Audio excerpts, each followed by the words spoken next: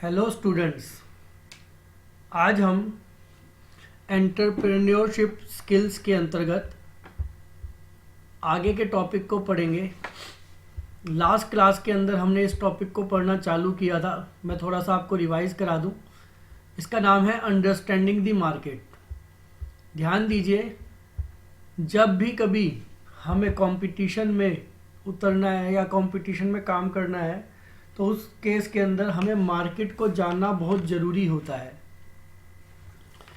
तो understanding the market का meaning क्या है, ये सेकंड स्टेप है। जैसा कि हमने फर्स्ट स्टेप पढ़ा था बिजनेस आइडिया, ये आप देख सकते हैं। बिजनेस आइडिया का मतलब हम किस तरीके का बिजनेस करना चाहते हैं एज एन एंटरप्रेन्योर। एंटरप्रेन्योर का मतलब इनोवेटिव आइडियाज़ को सोचते हुए, उनका यूज़ करते हुए। जब हम बिजनेस आइडिया को समझ जाते हैं कि हमने क्या बिजनेस करना है, तो हमें मार्केट के बारे में जानना भी बहुत ज़रूरी होता है कि मार्केट किस तरीके की है, कैसे हम उसका यूज़ कर सकते हैं।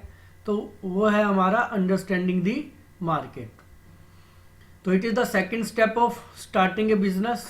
हमें जब बिजनेस कोई नया स्टार्ट करना है तो उस केस के अंदर मार्केट की परख होना, मार्केट के बारे में नॉलेज होना भी बहुत ज़रूरी है। Understanding market has two parts. Number one, understanding customer need, and second is competitive business. देखिए, कस्टमर की ज़रूरत का पता होना कि कस्टमर को क्या चाहिए, ये भी ज़रूरी है। साथ में जो कॉम्पिटिटर्स हैं आपके, जो उसी चीज़ को, उसी प्रोडक्ट को बना रहे हैं, जो प्रोडक्ट आप बना रहे हैं, उनके बारे में भी नॉलेज रखना ज़रूरी है, ताकि आप अकॉर्डिंगली अपने बिजनेस को सेट कर सकें, अपने आप को प्रिपेयर कर सकें। तो पहले एक एक करके डिस्कस करते हैं। फर्स्ट है understanding customer need. Customer need can be categorise into 4 type. Customer की जरूरत को 4 हिस्सों में बांटा जा सकता है, 4 तरीके की जरूरत के अंदर बांटा जा सकता है। नंबर 1, सर्व नीड। ये हम पढ़ चुके हैं वैसे लास्ट वीडियो के अंदर, फिर भी थोड़ा मैं रिवाइज करा दूं आपको। These needs are those needs that customer know and are fulfilled by different business और गवर्नमेंट। ऐसी नीड जिसके बारे में कस्टमर को भी पता कि भाई मुझे ये आवश्यकता है, साथ ही साथ कोई ना कोई बिजनेसमैन या कोई गवर्नमेंट की ऐसी पॉलिसी है जो उसको फुलफिल कर रही है। डैट मीन्स अगर आप सर्व नीड को अपने के रूप में अपने बिजनेस को करना चाहते हैं तो उस केस के अंदर चांसेस आप मतलब कंपटीशन बहुत तगड़ा रहने वाला है, क्योंकि ऑलरेडी कोई ना कोई उसे मार्केट में अंदर या तो बिजनेसमैन या कोई गवर्नमेंट जो सर्व कर रही है, तो आपको उनसे कॉम्पिटिटिव रहना पड़ेगा, तभी आपका प्रोडक्ट सेल होगा, एल्सवाइज आपका प्रोडक्ट सेल नहीं होगा।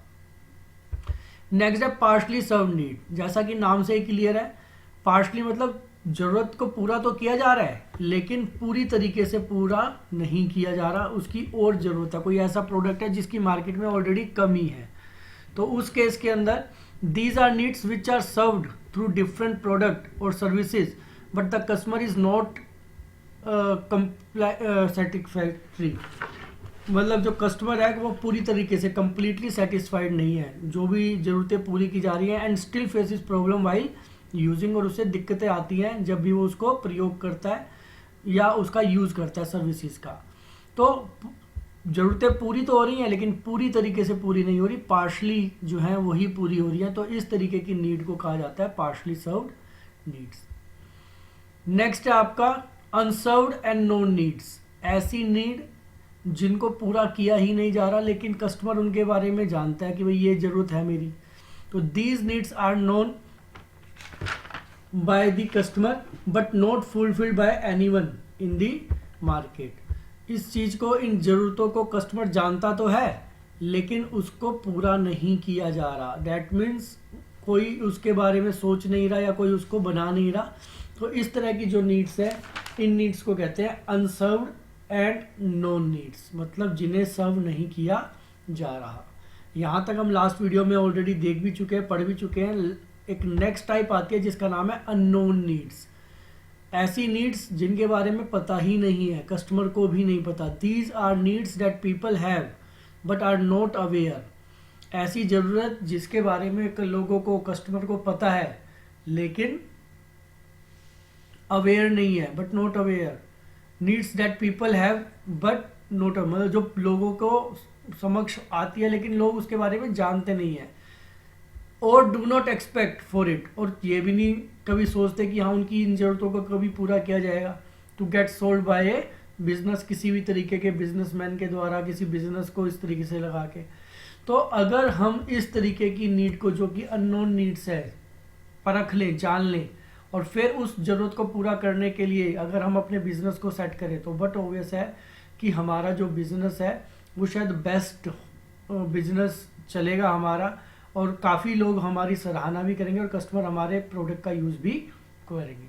तो 4 तरीके की मैंने आपको बताया कि ज़रूरतें हो सकती है हमारी, जिसके अंदर सर्व नीड जो पहले से सर्व की जा रही हैं, पार्शली सर्व नीड जिनको कुछ हद तक पूरा किया जा रहा है, पूरी तरीके से पूरा नहीं किया जा रहा है या कस्टमर सेटिस्फाइड नहीं है, अनसर्व्ड एंड नोन नीड्स ऐसी नीड जो कि लोगों को मालूम तो है लेकिन उनको अभी तक कोई कर नहीं रहा, तो ये भी एक अच्छा चांस होता है जिसके अंदर बिजनेस को अपने बेहतर बनाया जा सकता है। और लास्ट अननोन नीड जिसके बारे में लोगों को पता ही नहीं है और चाहें तो उस बारे के अंदर उसके सोचा जा सकता है और उस तरीके का बिजनेस शुरू किया जा सकता है। Aspects to keep in mind while understanding customer need, किन चीज़ों का हमें ध्यान रखना चाहिए जिस समय पर हम ज़रूरत को, कस्टमर की ज़रूरतों के बारे में जान रहे होते हैं। नंबर 1, क्वालिटी एंड क्वांटिटी, सबसे ज़रूरी कि कौन सी क्वालिटी जो है लोगों को पसंद है, एंड क्वांटिटी और कितनी क्वांटिटी में वो उनको उसकी आवश्यकता पड़ती है। ऐसा ना हो कि आप तो बना दे बहुत अधिक सामान और उसकी क्वांटिटी इतनी ज़्यादा सेल ही ना होती हो मार्केट में, तो वो भी कोई काम का नहीं है। दूसरा, प्राइस, किस प्राइस पे ऑलरेडी वो मार्केट के अंदर अवेलेबल है यह जानना भी ज़रूरी है। लोकेशन, किस लोकेशन पे उसकी ज़रूरत है, किस जगह पे। कुछ प्रोडक्ट्स ऐसे होते हैं जो किसी पर्टिकुलर लोकेशन पे ज़्यादा सेल होते हैं या वहीं सेल होते हैं, दूसरी जगह सेल ही नहीं होते। टाइम पीरियड भी हो सकता है, भाई किस पर्टिकुलर सीज़न के अंदर टाइम पर सेल किया जा सकता है।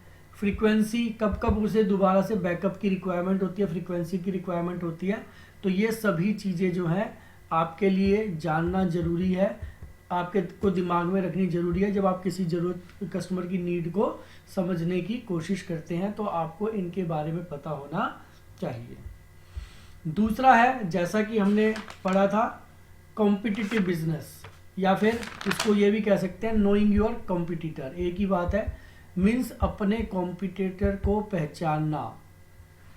आपके जो कंपटीशन में सेम बिजनेस कर रहे हैं ऑलरेडी मार्केट में, या जो नए नए लोग भी आ रहे हैं, उनको भी आप पहचानें ताकि आप उनसे कंपटीशन कर सकें और अपने प्रोडक्ट को अधिक बेहतर, क्वालिटी वाइज बेहतर बना सकें, और अगर अधिक ज़रूरत पड़ती है तो क्वांटिटी भी उतनी प्रोड्यूस आप कर सकें। तो ये जो है ये भी जानना ज़रूरी है for a good business. The key aspect to keep in mind while understanding your competitors are, किन किन चीज़ों का आपको माइंड में ध्यान रखना चाहिए जब आप कॉम्पिटिटर के बारे में जानना चाहते हैं। तो फर्स्ट वन है पोजीशनिंग। पोजीशनिंग का मीनिंग क्या है? One should try and understand how the competitor position their business. किस तरीके से जो ऑलरेडी बिजनेसमैन है वो उस बिजनेस को मार्केट के अंदर कर रहे हैं, तो आपको इसकी जानकारी होनी चाहिए। One should try and understand, पता करना चाहिए और उसको समझना चाहिए कि किस तरीके से कॉम्पिटिटर जो है वो अपने बिजनेस को हैंडल कर रहे हैं, पोजीशन करते हैं मार्केट के अंदर। This means how the enterprise wants its customer to see them. इसका मतलब ये है कि किस तरीके से जो एंटरप्राइज है, जो कंपनी है, वो wants its customer to see them, किस तरीके से वो देखना चाहती है कि कस्टमर उन्हें किस तरीके से देखे कि वो एक बड़ी कंपनी है, बेहतर कंपनी है, अच्छा प्रोडक्ट है इनका। तो ये सब चीज़ें जाननी भी हमारे लिए ज़रूरी है। नेक्स्ट है प्राइसिंग। प्राइसिंग मतलब कितने पैसों में वो चीज़ उपलब्ध है, सामान, प्रोडक्ट उपलब्ध है। Pricing means an understanding the price of which different competitors sell their products और सर्विसेज। प्राइसिंग का मीन्स है वो कॉस्ट जिसके ऊपर जो आपके कॉम्पिटिटर्स हैं मार्केट के अंदर प्रोडक्ट को सेल कर रहे हैं, सर्विसेज को सेल कर रहे हैं, दे रहे हैं, तो आपको वह जानना भी ज़रूरी है। ऐसा ना हो कि जो प्रोडक्ट आप और आपके कॉम्पिटिटर बना रहे हैं वो एक ही तरीके की चीज़ है, आप उसे बेच रहे हैं 10 रुपये में और आपका कॉम्पिटिटर उसे बेच रहा है 5 रुपये 6 रुपये के अंदर, तो बट ऑब्वियस है जो कस्टमर है वो सस्ते की तरफ मूव करेगा। तो आपको क्वालिटी का भी ध्यान रखना है, साथ ही साथ आपको प्राइस का भी ध्यान रखना है कि क्वालिटी वाइज अगर चीज़ अच्छी है तो उस केस में भी कंपटीशन बना रहे और आपकी प्राइसिंग बहुत ज़्यादा ऊपर ना जाने पाए, कहीं ऐसा ना हो कि कस्टमर जो है उसको यूज़ करने से मना कर दे। नेक्स्ट है ऑफर्स। ऑफर्स का मीन्स जैसे आपने देखा होगा कई बार हम देखते हैं मार्केट के अंदर अलग अलग तरीके की ऑफर्स आती रहती हैं, जैसे कि 2 के साथ 1 फ्री, 1 के साथ 1 फ्री। तो ये क्या होता है, ये कस्टमर को एक तरीके से अट्रैक्ट करने के तरीके होते हैं। The next info that an entrepreneur can find out is about the kind of offers that the competitors gives to the customer. किस तरीके की ऑफर्स जो है कॉम्पिटिटर्स जो है आपके मार्केट के अंदर, जो बिजनेसमैन है जो आपके तरीके का काम करते हैं वो अपने कस्टमर को प्रोवाइड कर रहे हैं, ताकि अगर आप चाहें तो आप भी कंपटीशन में रहने के लिए उसी तरह की ऑफर्स या उससे बेहतर ऑफर्स जो है अपने कस्टमर को दे सकें, सो दैट कि आपका कस्टमर आपकी तरफ अट्रैक्ट हो सके, आपके प्रोडक्ट को परचेज करे। तो ये सभी चीज़ें हैं जो हमें माइंड में रखनी होती हैं। साथ ही साथ कस्टमर रिलेशंस, कस्टमर के साथ आपके संबंध कैसे हैं, डायरेक्ट और इनडायरेक्ट किसी भी प्रकार के। Another important info that must be understand at this stage is how business stage in touch with its customer. आपका जो कस्टमर है वो आपसे कितना जुड़ा हुआ है, कितना आपके प्रोडक्ट को पसंद करता है, कितने लोग उसको प्रयोग कर रहे हैं एट प्रेजेंट मार्केट में, या दूसरे जो कॉम्पिटिटर है कहीं ऐसा तो नहीं है उसके प्रोडक्ट को ज़्यादा पसंद करते हो। तो ये सभी चीज़ें जो हमने डिस्कस की ये हमें ध्यान में रखनी चाहिए अपने कॉम्पिटिटर के बारे में, ताकि हम भी अपने बिजनेस को कॉम्पिटिटिव बना सकें। कॉम्पिटिटिव बनाने का मतलब हम मार्केट के अंदर अपने आप को स्टेबल रख सकें, प्रोडक्ट को अच्छा बना सकें। तो जो दूसरे आपके कॉम्पिटिटर्स हैं उनकी क्या पोजीशन है मार्केट में आप जानते हो, तो रैंकिंग कई बार आपको सुनने में आती होगी, न्यूज़ के अंदर भी या वैसे भी चीज़ों के बारे में बताया जाता है भाई कौन सी कंपनी अच्छी है, कौन सी के प्रोडक्ट अच्छे हैं, तो वो क्या पोजीशन रखते हैं मार्केट के अंदर। दूसरा प्राइसिंग, जैसा कि हमने डिस्कस किया कि प्राइस जो है वो आपके कॉम्पिटिटिव होने चाहिए, डैट मीन्स बहुत अधिक भी नहीं होने चाहिए, ताकि कि कस्टमर उसे ऐसा ना सोचे कि बहुत महंगा और ना ही खरीदे। ऑफर्स अगर आपका कॉम्पिटिटर को प्रोवाइड कर रहा है तो आपको भी इस चीज़ का ध्यान रखते हुए ऑफर्स निकालने पड़ेंगे, ताकि आपके प्रोडक्ट की जो सेल है वो बढ़ सके। एंड कस्टमर रिलेशंस, कस्टमर को आपको क्या करना पड़ेगा, कस्टमर के कांटेक्ट में रहना पड़ेगा, ताकि कि आप कस्टमर की ज़रूरत को पहचान सकें। कांटेक्ट में रहने का मतलब ये नहीं है कि डायरेक्ट जाना है आपने, आप सर्वे करवाएं, सर्वे में ये पता लगाएं कि आपके जो प्रोडक्ट है उसको कस्टमर कितना पसंद कर रहा है, ताकि उसके अकॉर्डिंग आप अपने प्रोडक्ट के अंदर जो भी कमियां उसको दूर कर सकें, अगर कोई कमी पता चलती है, ताकि कि उसको सुधारा जा सके जो कमी है, और उसके बाद दोबारा से जो है अगर आप सुधार पाते हैं तो उस केस में ऑब्वियस बात है कस्टमर आपके प्रोडक्ट को पसंद करेगा और परचेज करना चाहेगा। नेक्स्ट है बिजनेस प्लानिंग, लास्ट टॉपिक है ये एंटरप्रेन्योरशिप स्किल का। बिजनेस को किस तरीके से प्लान किया जाए। ऑब्वियस बात है जब भी कभी आप वैसे भी अगर देखते हो कि अगर आपको कोई पेपर ही देने हो तो आप प्लानिंग करते हैं, डैट मीन्स अपना टाइम टेबल बनाते हैं कि किस समय आपको पढ़ना है, किस समय आपको सोना है, किस समय आपको खाना खाना है। तो अगर आप प्लानिंग से चलते हैं तो वो आपके लिए फ्रूटफुल रहता है, एक अच्छी चीज़ रहती है, ताकि आप बढ़िया तरीके से अपने काम को कर सकें। तो इम्पोर्टेंस ऑफ प्लानिंग, बिजनेस के अंदर भी प्लानिंग की बहुत इंपॉर्टेंस है। डैट मीन्स अगर आप प्लान करके चलेंगे, पूरी चीज़ों को प्रॉपर तरीके से मैनेज करके चलेंगे, तो उस केस में दिक्कत आने के चांस कम होंगे और आपका जो बिजनेस है वो बेहतर बन पाएगा। इंपॉर्टेंस ऑफ प्लानिंग के अंदर फर्स्ट है estimating the money required to be spend.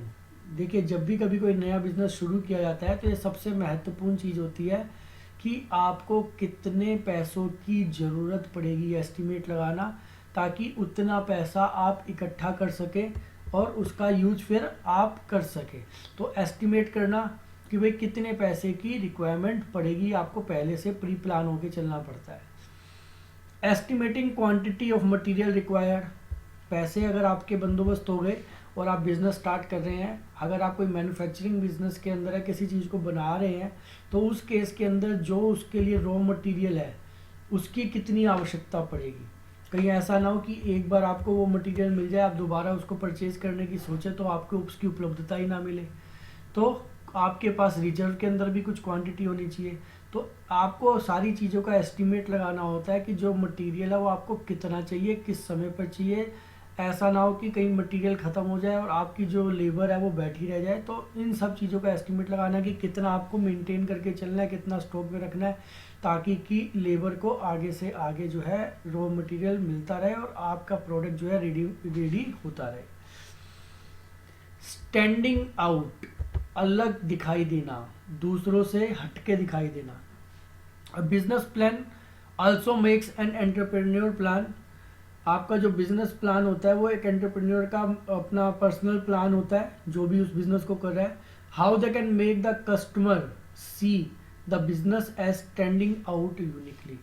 तो आपको जो अलग से दिखाना है एंटरप्रेन्योरशिप के अंतर्गत, वो यही दिखाना है कि भाई आप किस तरीके से अपने बिजनेस को बाकियों से अलग बना रहे हैं, ताकि कि लोग आपके जो प्रोडक्ट हैं उसे पसंद करें। एक तरीके से आपको कुछ इस तरीके का इनोवेटिव आइडियाज़ लाने हैं कि आप बाकियों से अलग नज़र आए, ऐसा ना हो कि आप भी बाकियों के जैसे ही नज़र आए। तो स्टैंडिंग आउट का मतलब आपका एक तरीके से दूसरों से अलग होने से है।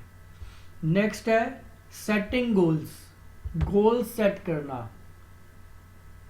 दैट मीन्स आपको ये ध्यान में रखना है कि आप क्या करना चाहते हैं, किस लेवल तक पहुंचना चाहते हैं, अपने बिजनेस को कितना फैलाना चाहते हैं, किसी एक स्टेट में रखना चाहते हैं या पूरे इंडिया में फैलाना चाहते हैं या पूरे विश्व में फैलाना चाहते हैं। तो अपने गोल्स को आपको मेंटेन करना होगा, सेट करना होगा और उसके अकॉर्डिंग ही आपको क्या करना होगा, मनी की भी जो रिक्वायरमेंट है उसको चेक करना होगा, मटेरियल की रिक्वायरमेंट को भी चेक करना होगा और हो सके तो स्टैंडिंग आउट रहना होगा। डैट मीन्स बाकियों से अलग रहना होगा, ताकि कि आप औरों से बेहतर दिखाई दे सके और आपके प्रोडक्ट की जो डिमांड है वो लोगों के अंदर ज़्यादा से ज़्यादा बन पाए। तो इस तरीके से ये सब चीज़ें हैं जो बिजनेस करते समय, बिजनेस प्लान करते समय हमें ध्यान में रखनी चाहिए। नेक्स्ट है बिजनेस प्लान। बिजनेस प्लान क्या हो सकता है आपका? Business plan is a detailed plan of what an entrepreneur wants to achieve through the business and how it will be achieved.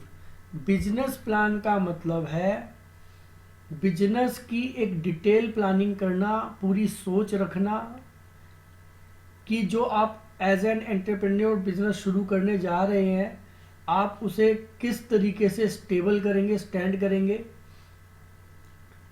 और क्या आप अपने बिजनेस से रिटर्न में चाहते हैं, अचीव थ्रू दी बिजनेस आप क्या उससे रिटर्न में चाहते हैं और किस तरीके से फिर उसे अचीव किया जा सकता है, प्राप्त किया जा सकता है।